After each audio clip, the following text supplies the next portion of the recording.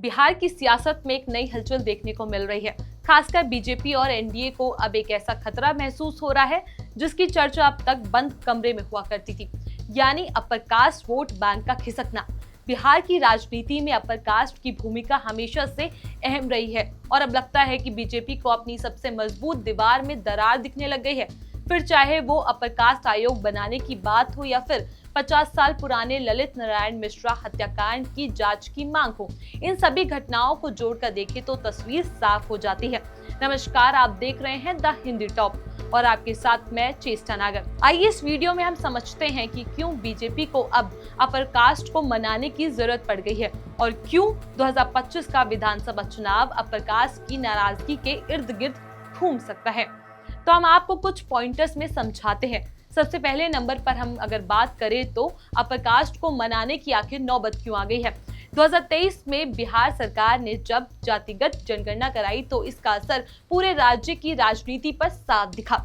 OBC, अति पिछड़ा और दलित समुदाय को बढ़ावा देने वाली नीतियों में अपर कास्ट को यह महसूस कराया कि अब उनकी आवाज उतनी अहम नहीं रही। जातिगत सर्वे के बाद जब आरक्षण को 65 सीटें पर बढ़ाने की बात सामने आई तो अपर कास्ट में एक बेचैनी फैल गई। बीजेपी ने सर्वे का विरोध जरूर किया, लेकिन नीतीश कुमार के साथ गठबंधन होने के कारण उसका विरोध ढीला पड़ गया। अब जब केंद्र सरकार ने भी जातिगत जनगणना के पक्ष में हामी भर दी है तो अपर कास्ट युवाओं में ये डर और गहरा गया है कि एक दिन 65% आरक्षण को भी स्वीकार कर लिया जाएगा। इस माहौल में बहुत से अपर कास्ट युवक बीजेपी से दूरी बना रहे हैं। उन्हें लग रहा है कि अब बीजेपी भी उन्हें सिर्फ एक वोट बैंक समझने लग गई है, ना कि उनकी चिंता करने वाली पार्टी। खासकर जब बीजेपी खुद खुले तौर पर पिछड़े कार्ड खेलने लग गई हो तो अपर कास्ट युवाओं की नाराजगी बढ़ना स्वाभाविक है। तो वहीं अगर हम दूसरे नंबर पर बात करें, ललित नारायण मिश्रा हत्याकांड फिर से जांच की चर्चा की मांग उठ गई है। बिहार की राजनीति में एक बड़ा नाम ललित नारायण मिश्रा, पूर्व रेल मंत्री और बेहद ताकतवर नेता। उनकी हत्या 1975 में हुई थी और अब बीजेपी नेता अश्विनी चौबे ने इस मामले की फिर से जांच की मांग उठाई है। उन्होंने तर्क दिया है कि जब 1984 के सिख दंगों के दौरान जांच हो सकती है तो मिश्रा जी की हत्या की क्यों नहीं। इस मांग के पीछे सीधा सियासी मकसद नजर आता है। कांग्रेस को ब्राह्मण विरोधी पार्टी साबित करने की एक रणनीति इसमें छिपी है। ललित नारायण मिश्रा ब्राह्मण समुदाय से आते हैं, मिथिलांचल में बेहद लोकप्रिय थे और उनकी हत्या को लेकर आज भी कई सवाल हैं। बीजेपी इस मुद्दे को कांग्रेस के खिलाफ उठकर एक हथियार के रूप में इस्तेमाल कर रही है। वहीं मिथिलांचल की क्षेत्रीय भावनाओं को भी भूनना चाहती है। अब बात करें तीसरे नंबर की तो कांग्रेस की अपर कास्ट जोड़ रणनीति। बीजेपी की चिंता एक और वजह से है, कांग्रेस की नई रणनीति। 2023 में कांग्रेस ने बिहार के 48 में से 25 जिलाध्यक्ष को अपर कास्ट समुदाय से नियुक्त किया। इसमें 12 भूमिहार, 8 ब्राह्मण और 6 राजपूत थे। ये कदम अपर कास्ट वोटर खासकर ब्राह्मणों को फिर से जोड़ने की कोशिश थी।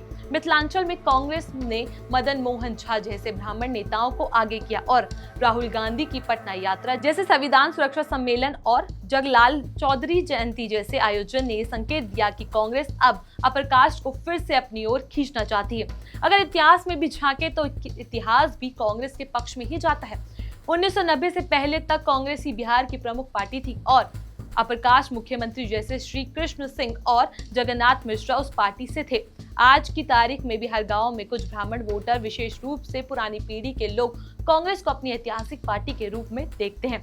तो वही कांग्रेस की सक्रियता बीजेपी के लिए खतरे की घंटी बनी हुई है। तो अब आखिरी पॉइंट की अगर हम बात करें तो एक और बड़ी चुनौती सामने आती है, जनस्वराज और प्रशांत किशोर का उभार। किशोर ने अपनी पार्टी को जातीय संतुलन के आधार पर तैयार किया हुआ है। BRDA के यानी ब्राह्मण, राजपूत, दलित और कुमरी ब्राह्मण वोटरों को जोड़ने के लिए उन्होंने मिथिलांचल में खास सक्रियता दिखाई है। रैलियों में शिक्षा, रोजगार जैसे मुद्दों को प्राथमिकता दी है, जो खासकर अपर कास्ट युवाओं की चिंता का विषय है। खुद ब्राह्मण होने का लाभ भी उन्होंने मिल रखा है, भले ही वो इस बात को सीधे तौर पर ना कहते हो। हालांकि जनस्वराज ने अब तक कोई चुनाव नहीं जीता, लेकिन 2024 के 4 विधानसभा उपचुनावों में उन्होंने उम्मीदवार उतारे, लेकिन कोई भी सीट से नहीं जीत पाया। फिर भी इन उपचुनावों में अपर कास्ट प्रधान क्षेत्रों में जनस्वराज को कुछ वोट मिले थे, जो बीजेपी के वोट बैंक को निशाना बना सकते हैं। तो कुल मिलाकर बात साफ है कि बिहार की सियासत में अपर कास्ट अब अहम मोड़ पर आ चुका है।